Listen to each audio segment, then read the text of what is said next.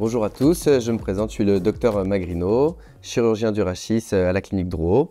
Je vais vous parler aujourd'hui d'une nouveauté en chirurgie du rachis, une nouvelle technique, la technique endoscopique uniportale. On verra en opposition à la technique endoscopique biportale qui vous sera présentée par ma collègue.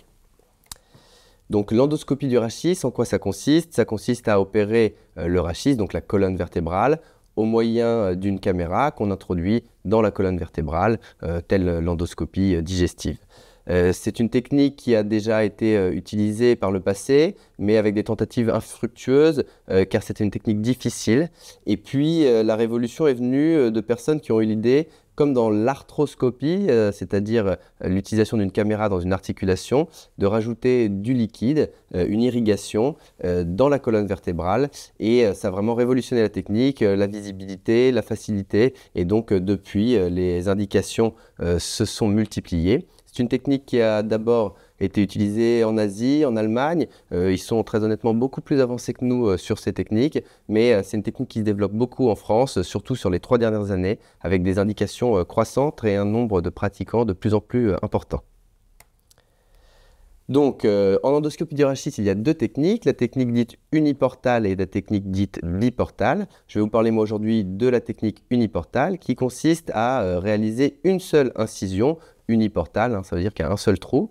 Cette incision, elle est de la taille d'environ 1 cm et elle permet d'introduire ce qu'on appelle un optique, une caméra.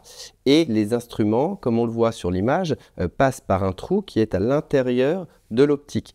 Il faut savoir que la caméra est très performante, elle grossit les images par fois 30, donc la caméra fait la taille d'une tête d'épingle et l'optique, elle, permet d'avoir un diamètre qui permet de passer les instruments au travers. Alors comment ça se passe? On commence d'abord par un repérage radiologique. Comme on va aller sur la colonne vertébrale dans un endroit très précis et par une petite incision, il faut bien sûr faire un point d'entrée, une balistique qui soit correcte. Donc on repère les repères anatomiques sous radiologie. On met ensuite en place une broche. Donc là, on voit les différents instruments qu'on passe de la droite vers la gauche. On commence par une aiguille très fine, puis on augmente progressivement le diamètre des instruments avec les broches, les différents dilatateurs, jusqu'à arriver à la caméra.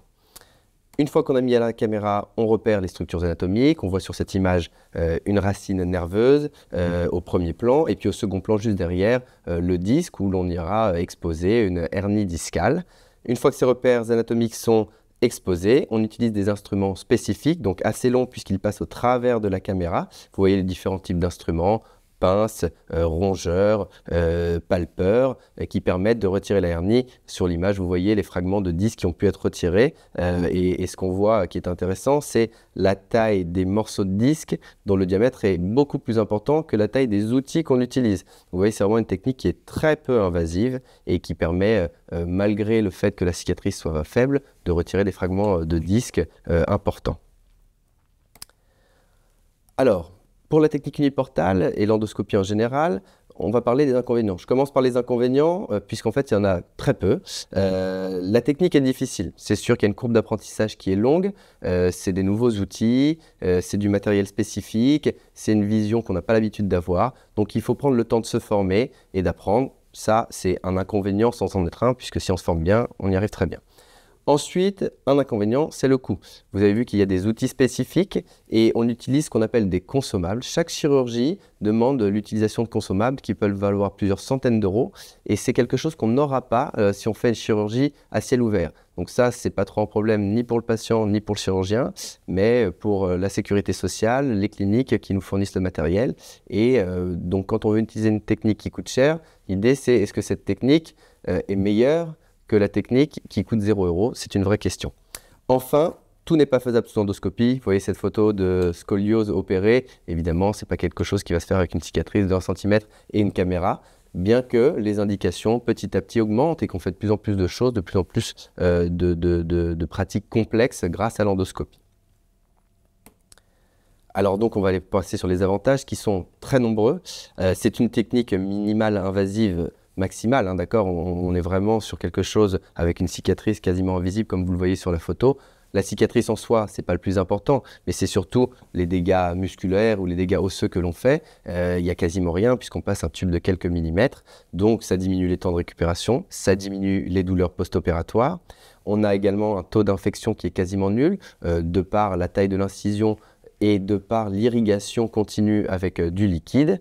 Et cette technique permet également d'accéder à des zones qui sont parfois difficiles d'accès à ciel ouvert, grâce à ce qu'on appelle encore une fois la balistique. Ici, je vous montre des flèches. En fonction de l'endroit où on incise sur la peau, étant donné qu'on passe au travers des fibres musculaires sans avoir à les dégager de l'os, ça nous permet d'accéder à l'intérieur du canal vertébral, le côté du canal vertébral. Et ce sont parfois des zones qui sont très difficiles d'accès à ciel ouvert. Donc c'est vraiment un avantage de cette technique par rapport à la technique qu'on dit open. Donc, en conclusion, la technique endoscopique uniportale est une technique séduisante, moderne, qui présente de nombreux avantages et très peu d'inconvénients. L'apprentissage peut être complexe, mais il se fait progressivement et... ouais, j'y arrive pas, c'est marrant. Une fois que tu es perdu. Bon, ok, je vais y arriver. Oui, parce que j'ai envie de redire la même chose, mais je sais plus ce que j'ai dit, donc voilà, je vais y arriver. En conclusion, la technique endoscopique uniportale est donc une technique séduisante et moderne qui présente de nombreux avantages et très peu d'inconvénients. L'apprentissage est compliqué mais se fait de manière progressive. L'augmentation des indications est constante avec actuellement un développement important de cette technique, donc à nous de vous en faire profiter. Je vous remercie.